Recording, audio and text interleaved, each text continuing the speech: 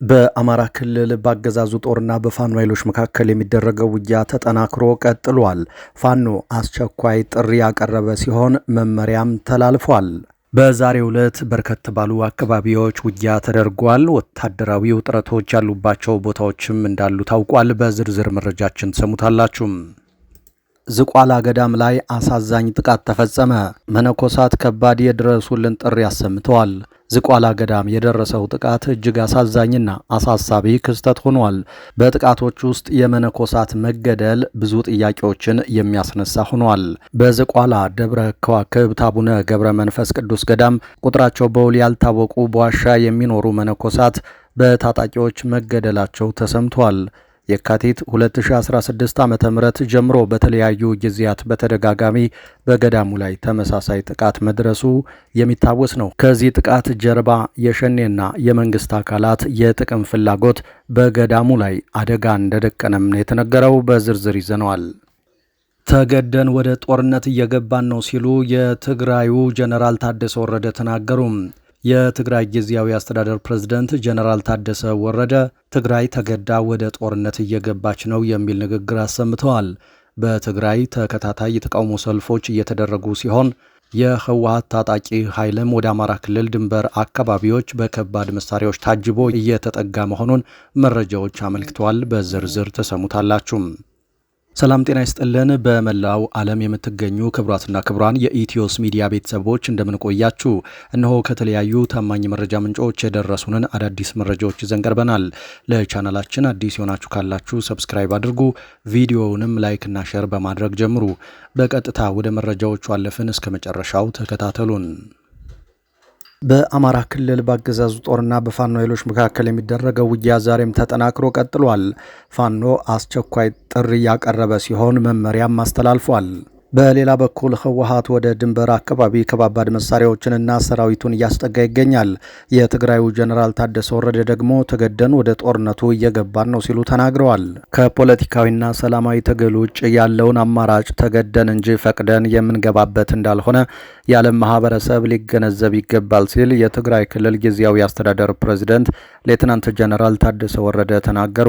በተፈናቃዮች ስም የፖለቲካ ትርፍ ለማግኘት የሚካሄደው እንቅስቃሴ ትክክል አይደለም፣ ተቀባይነትም የለውም በማለት ደግሞ የአቶ ጌታቸው ረዳ ፓርቲ ለህወሓት ምላሽ ሰጥቷል። በትግራይ ክልል ያለው ወታደራዊና ፖለቲካዊ እንቅስቃሴ እየሰፋ መጥቷል። ከሰሞኑ በተለይም በትግራይ ያሉ የህወሓትና ወታደራዊ አመራሮች በተለያዩ የክልሉ አካባቢዎች እንቅስቃሴዎችን እያደረጉ ይገኛሉ። እነዚህ ፕሮግራሞችም የሰማዕታት ቀንን በማክበርና የተለያዩ ፕሮግራሞችን በማዘጋጀት የሚደረጉ ሆነዋል። በመድረኮቹ ላይ በአንዳንዶቹ ላይ ዶክተር ደብረጽዮንን ጨምሮ የጊዜያዊ አስተዳደሩ ፕሬዝዳንት ሌትናንት ጀነራል ታደሰ ወረደ ተገኝተዋል። የጊዜያዊ አስተዳደሩ ፕሬዝዳንት ሌትናንት ጀነራል ታደሰ ወረደ ታዲያ በትናንትናው ዕለት ሰኔ 15 2017 ዓ.ም በትግራይ ደረጃ ለ37ኛ ጊዜ የተከበረውን የሰማዕታት ቀን በማስመልከት መልእክት አስተላልፈዋል። ፕሬዝዳንቱ በመልእክታቸው የትግራይ ህዝብ ምርጫ ሰላም ነው፣ ጦርነት ተገደን እንጂ ወደን የምንገባበት እንዳልሆነ ሊታወቅ ይገባል ብለዋል። የትግሉ ሰማዕታት በዓመት አንድ ጊዜ ብቻ የሚታወሱ ሳይሆን የተሰውለት ዓላማ እንዲፈጸም ህዝቡን በሁሉም መስክ ተጠቃሚ በማድረግ ሕያው እንዲሆኑ መስራት ይገባል ሲሉም ተደምጠዋል። ሌትናንት ጀነራል ታደሰ ወረደ የፕሪቶሪያው ሰላም ስምምነት በሙሉ እንዳይፈጸም በፌዴራል መንግስቱ በኩል ያለው ዝቅተኛ ፍላጎት፣ በትግራይ ፖለቲከኞች መካከል ያለው የእርስ በርስ አለመግባባት ምክንያቶች ናቸው ሲሉም ተናግረዋል። ትናንት በመቀሌ ሰማዕታት ሐውልት አደባባይ በተካሄደው ስነ ስርዓት ላይ ሌትናንት ጀነራል ታደሰ ወረደ፣ የህወሓቱ ሊቀመንበር ዶክተር ደብረጽዮን ገብረ ሚካኤል እንዲሁም የሰማዕታት ቤተሰቦችና ሌሎች የአበባ ጉንጉን ሲያኖሩ ታይተዋል። በክልሉ ያለው ፖለቲካዊ ውጥረት ከፍተኛ የሆነ ሲሆን ወታደራዊ እንቅስቃሴዎችም አሉ በሚባልበት በዚህ ሰዓት ላይ አመራሮቹ በተለያዩ መድረኮች የሚያደርጓቸው ንግግሮች በቀጣይ ግጭት መፈጠሩ የማይቀር መሆኑን የሚያመለክቱ ሆነዋል። ይህ በእንዲህ እንዳለ ህወሓት ከሰኔ 10 ጀምሮ በአራት አቅጣጫዎች ወደ አማራ ክልል ወታደራዊ እንቅስቃሴ ጀምሯል። የከባድና የቀላል የጦር መሳሪያ ዝግጅትና ወታደራዊ እንቅስቃሴዎች እየተደረጉ ነው። በወልቃይት ጠገዴ በ4 ግንባሮች ከበባና እንቅስቃሴ አለም ተብሏል። በሌላ በኩል በአማራ ክልል አሁንም በመከላከያና በፋኖ መካከል የሚደረገው ውጊያ ቀጥሏል። በመቄት ወረዳ ትናንት የተጀመረው ውጊያ ዛሬም ቀጥሏል። በአካባቢው ብልጽግና የጠራው ስብሰባም ተበትኗል ተብሏል። ትምህርት ቤት ላይ ሰፍሮ በነበረ የመንግስት ኃይል ላይ ድንገተኛ ጥቃት ተፈጽሟል።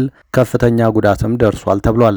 በሰሜን ወሎ መቄት ወረዳ እየተደረገ ያለው ይህ ውጊያ በርካታ ቦታዎችን ያካለለ እንደሆነም ነው የተነገረው። በተመሳሳይ በምዕራብ ጎጃም ሰከላ ለብልጽግና ሰልፍ በግዳጅ እንዲወጡ ተይዘው ሲወሰዱ የነበሩ የአካባቢው ነዋሪዎችን በድንገተኛ ጥቃት ማስለቀቁን ፋኖ ገልጿል።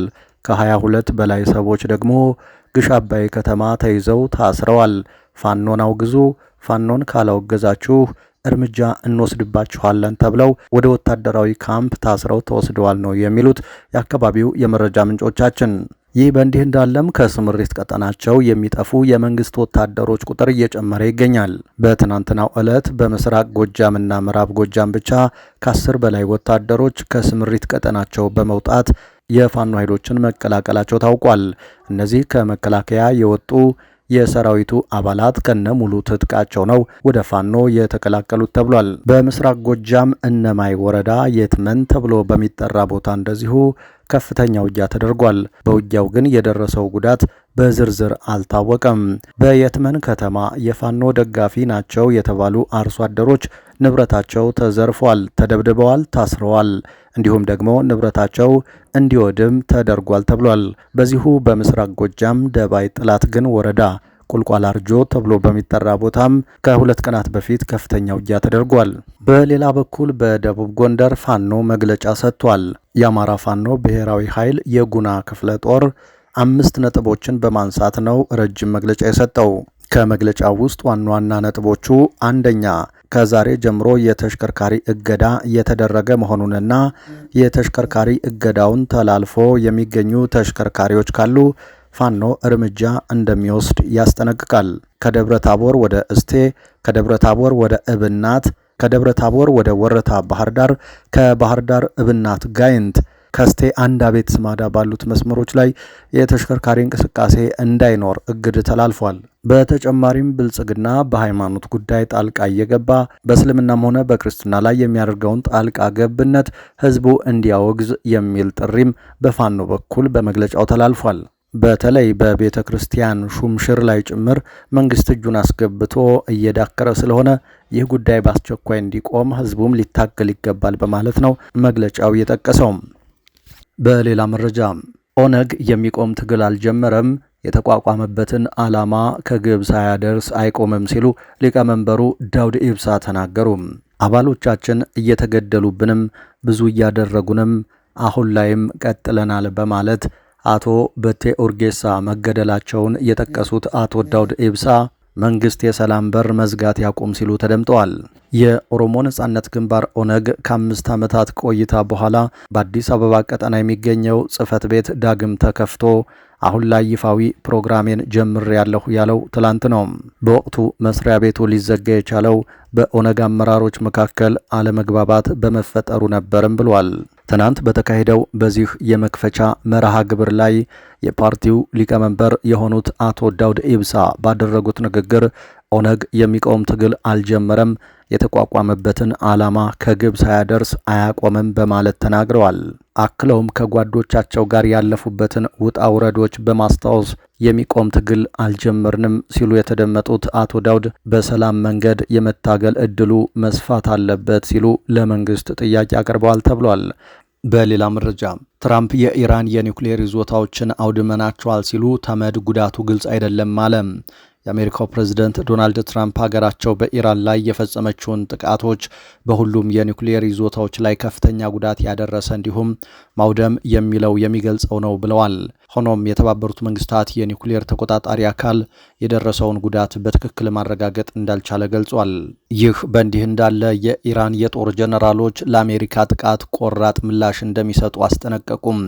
በርካታ የኢራን የጦር ጀነራሎች አሜሪካ በሀገራቸው ላይ ለፈጸመችው ጥቃት ቆራጥ ምላሽ እንደሚሰጥ አስጠንቅቀዋል። የኢራን ጦር ዋና አዛዥ አሚር ሀታሚ የጦር መኮንኖቻቸውን በወታደራዊ ክፍል ሲያነጋግሩ የሚያሳይ ቪዲዮ የሀገሪቱ ሚዲያዎች አውጥተዋል።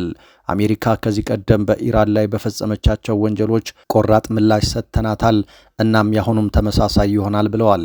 የኢራን ጦር ኃይሎች ዋና ኢታማዦር ሹም አብዱል ራሃም ሞሳቪ በበኩላቸው አሜሪካ በፈጸመችው ጥቃት በቀጠናው ባሉ ወታደሮቿ ላይ ጦራቸው ማንኛውንም እርምጃ ሊወስዱ የሚችሉበትን እድል ከፍታለች ብለዋል። ኢታማዦር ሹሙ አክለውም ኢራን በፍጹም ወደ ኋላ አትመለስም ብለዋል። ይህ በእንዲህ እንዳለ የተመድ ተቆጣጣሪ ቡድን የኢራን የኒውክሌር ይዞታዎችን ለመመርመር እንዲቻል የግጭት አቁም ጥሪ አቅርበዋል። የተባበሩት መንግስታት ድርጅት የኒውክሌር ተቆጣጣሪ ቡድን ዓለም አቀፉ የአቶሚክ ኤጀንሲ ኃላፊ ራፋኤል ግሮሲ የኢራን የኒውክሌር ይዞታዎችን ለመመርመር እንዲቻል የግጭት አቁም ጥሪ አቅርበዋል። ኃላፊው በቬና ለሚገኘው የዓለም አቀፉ የአቶሚክ ገዢዎች ቦርድ በሰጡት መግለጫ ለማንኛውም ስምምነት ቅድመ ሁኔታ በመሬት ላይ ያለውን እውነታ ማረጋገጥ ነው። ይህም ሊሳካ የሚችለው በዓለም አቀፉ አቶሚክ ኤጀንሲ ፍተሻዎች ብቻ ነው ብለዋል። አክለውም አስፈላጊው የደህንነትና የጸጥታ ሁኔታ ተመቻችቶ ኢራን የአቶሚክ ኤጀንሲውን ቡድን ወደ ይዞታዎቿ አስገብታ ሁኔታውን ለመገምገም የግጭት ማቆም መሰረታዊ ነው ብለዋል። ይህ በእንዲህ እንዳለ ፑቲን ፍላጎታቸውና ድጋፋቸው ወደ ኢራን የዞረ ይመስላል። የኢራን የውጭ ጉዳይ ሚኒስትርና ፕሬዝደንት ከፑቲን ጋር ሊገናኙ ቀጠሮም ይዘዋል። ወደ ሞስኮ ያቀኑት የኢራን የውጭ ጉዳይ ሚኒስትር አባስ አርጋቺ ከሩሲያው ፕሬዝደንት ቭላዲሚር ፑቲን ጋር ሊወያዩ መሆኑ ተገልጿል። የውጭ ጉዳይ ሚኒስትሩ ከፕሬዝደንቱ ጋር የሚያደርጉት ውይይት መሰረታዊ እንደሆነ ገልጸው በተለመዱ ተግዳሮቶችና ስጋቶች ላይ ያተኩራል ብለዋል። በተባበሩት መንግስታት የሩሲያ ተወካይ አሜሪካ በኢራን የኒውክሌር ይዞታዎች ላይ የፈጸመችውን ጥቃት አውግዘው አሜሪካ በዚህም አዙሪቱ የማያልቅ ሁኔታን ከፍታለች ብለዋል። የኢራን የውጭ ጉዳይ ሚኒስትር ከፑቲን ጋር የሚገናኙ ከሆነ ጠንካራ የቃላት ድጋፍ ሊቸራቸው እንደሚችል ቢታመንም ከሩሲያ ወታደራዊ እርዳታ የማይመስል ነው ተብሏል። ለዚህም ምክንያቱ ሩሲያ ትኩረቷ ከዩክሬን ጋር የምታደርገው ጦርነት መሆኑ ነው። ምንም እንኳን ሩሲያና ኢራን የስትራቴጂክ አጋርነት ስምምነት ቢኖራቸውም ይህ የመከላከያ ስምምነት አይደለም። ይህም ለኢራን ወታደራዊ ድጋፍ እንድትሰጥ የሚያስገድድ አይደለም። ባለፈው ሳምንት ኢራን ከሩሲያ ወታደራዊ እርዳታ አለመጠየቋን ፕሬዝደንት ፑቲን ተናግረው ነበር። ፑቲን ከኢራንና ከእስራኤል ጋር ጥሩ ግንኙነት የመሰረቱ ሲሆን ከዶናልድ ትራምፕ ጋርም ጥሩ ግንኙነት ለመፍጠር ፍላጎት አላቸው። የተወደዳችሁ አድማጭ ተመልካቾቻችን ከተለያዩ ታማኝ መረጃ ምንጮች የደረሱን አዳዲስ መረጃዎች እንደዚህ ነበሩ። ከቆይታ በኋላ በሌሎች መረጃዎች ድጋሚ እንገናኛለን። እስከዛው ሰላም።